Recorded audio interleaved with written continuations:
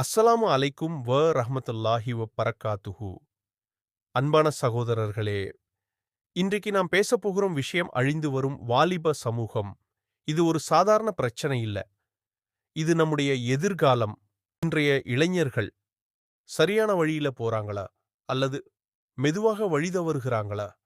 ஒரு காலத்தில மஸ்ஜித்களில் முதல் வரிசையில் இருந்தவர்கள் இளைஞர்கள். இன்றைக்கு மஸ்ஜித் காலியாகி வருகிறது.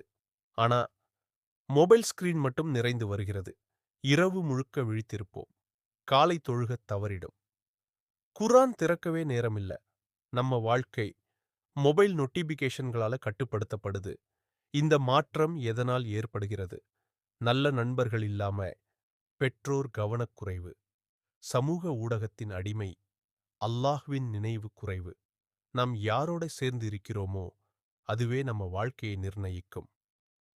நபி அவர்கள் கூறினார்கள், உங்கள் இளமையை முதுமைக்கு முன் பயன்படுத்துங்கள்.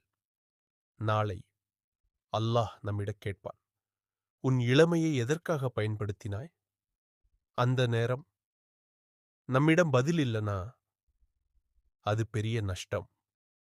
இன்னும் நேரம் இருக்கு. நம்ம வாழ்க்கையை மாற்றலாம். 5 நேர தொழுகை எந்த நிலையிலையும் விட்டுவிடாதீர்கள். தினமும் குறைந்தது 5 நிமிஷம் குர்ஆன் வாசியுங்கள். நல்ல நண்பர்களை தேர்வு செய்யுங்கள். ஹராம் விஷயங்களை மெதுவாக விட்டுவிடுங்கள். தினமும் தௌபா செய்யுங்கள். சிறிய மாற்றம் பெரிய வாழ்க்கையை உருவாக்கும். நீங்கள் யார் தெரியுமா? நீங்கள் ஒரு முஸ்லிம். உங்களுக்கான இலக்கு ஜன்னத். உங்களுக்கான வழி இஸ்லாம். அன்பான இளைஞர்களே, இன்றைக்கு ஒரு முடிவு எடுங்கள். இன்று முதல் நான் மாற்றமாகிறேன் என்று. யா அல்லாஹ், நம்முடைய இளைஞர்களை நேர்வழியில் நடத்துவாயாக. அவர்களின் இதயங்களை தூய்மைப்படுத்துவாயாக. ஆமீன்.